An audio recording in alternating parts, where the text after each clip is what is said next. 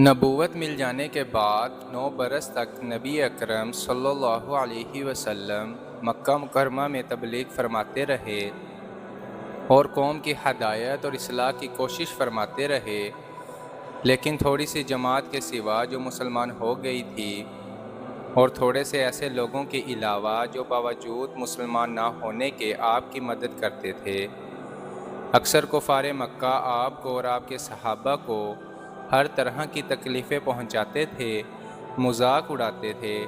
اور جو ہو سکتا تھا اس سے درگزر نہ کرتے تھے۔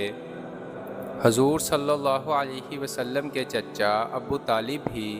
انہی نیک دل لوگوں میں تھے جو باوجود مسلمان نہ ہونے کے حضور صلی اللہ علیہ وسلم کی ہر قسم کی مدد فرماتے تھے۔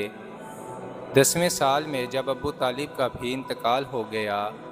تو کافروں کو اور بھی ہر طرح کھلے مہار اسلام سے روکنے اور مسلمانوں کو تکلیف پہنچانے کا موقع ملا۔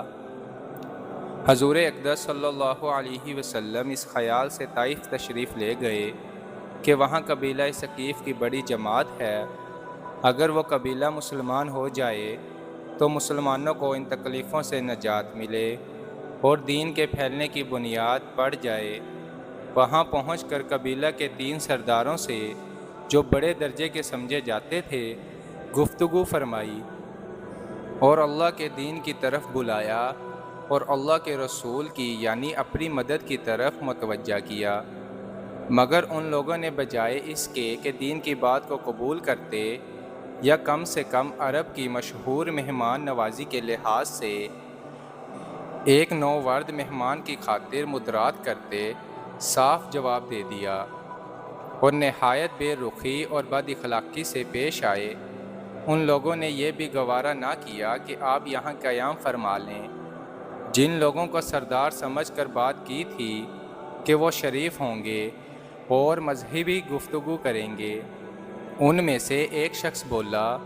کہ اوہو، آپ ہی کو اللہ نے نبی بنا کر بھیجا ہے۔ دوسرا بولا کہ اللہ کو تمہارے سوا کوئی ملتا ہی نہیں تھا جس کو رسول بنا کر بھیجتے۔ تیسرے نے کہا میں تجھ سے بات کرنا نہیں چاہتا،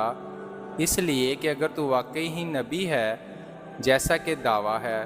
تو تیری بات سے انکار کر دینا مصیبت سے خالی نہیں، اور اگر جھوٹ ہے تو میں ایسے شخص سے بات کرنا نہیں چاہتا۔ اس کے بعد ان لوگوں سے نا امید ہو کر حضور اکرم صلی اللہ علیہ وسلم نے اور لوگوں سے بات کرنے کا ارادہ فرمایا کہ آپ صلی اللہ علیہ وسلم تو ہمت اور استقلال کے پہاڑ تھے، مگر کسی نے بھی قبول نہ کیا، بلکہ بجائے قبول کرنے کے حضور صلی اللہ علیہ وسلم سے کہا کہ ہمارے شہر سے فوراً نکل جاؤ اور جہاں تمہاری چاہت کی جگہ ہو وہاں چلے جاؤ۔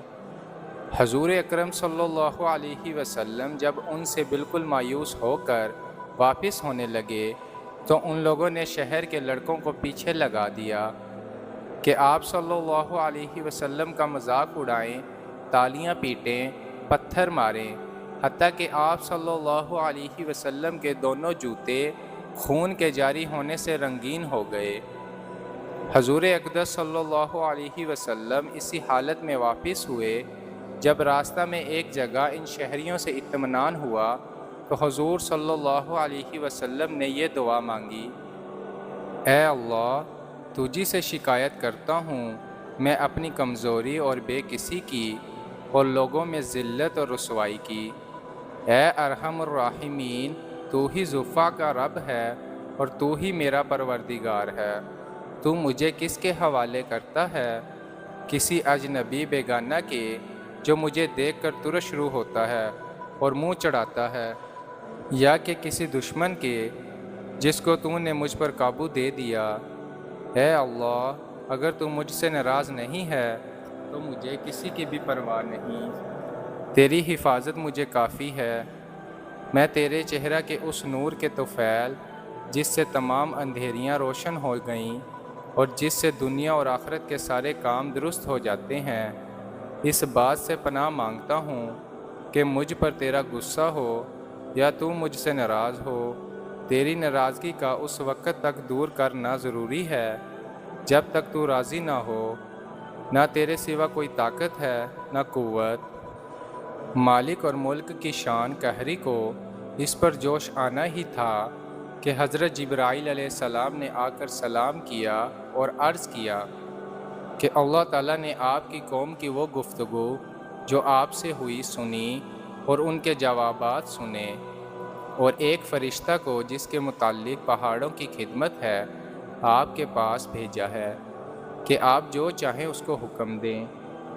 اس کے بعد اس فرشتے نے سلام کیا اور عرض کیا کہ جو ارشاد ہو میں اس کی تعمیل کروں، اگر ارشاد ہو تو دونوں جانب کے پہاڑوں کو ملا دوں جس سے یہ سب درمیان میں کچل جائیں، یا اور جو سزا آپ تجویز فرمائیں۔ حضور صلی اللہ علیہ وسلم کی رحیم اور کریم ذات نے جواب دیا کہ میں اللہ سے اس کی امید رکھتا ہوں کہ اگر یہ مسلمان نہیں ہوئے تو ان کی اولاد میں سے ایسے لوگ پیدا ہوں جو اللہ کی پرستش کریں اور اس کی عبادت کریں۔ دوستو، یہ ہیں اخلاق اس کریم ذات کے جس کے ہم لوگ نام لیوے ہیں کہ ہم ذرا سی تکلیف سے کسی کی معمولی سی گالی دے دینے سے ایسے بھڑک جاتے ہیں کہ پھر عمر بھر اس کا بدلہ نہیں اترتا، ظلم پر ظلم اس پر کرتے رہتے ہیں اور دعویٰ کرتے ہیں اپنے محمدی ہونے کا، نبی کے پیرو بننے کا۔ نبی کریم صلی اللہ علیہ وسلم اتنی سخت تکلیف اور مشقت اٹھانے کے باوجود نہ بدعا فرماتے ہیں اور نہ کوئی بدلہ لیتے ہیں۔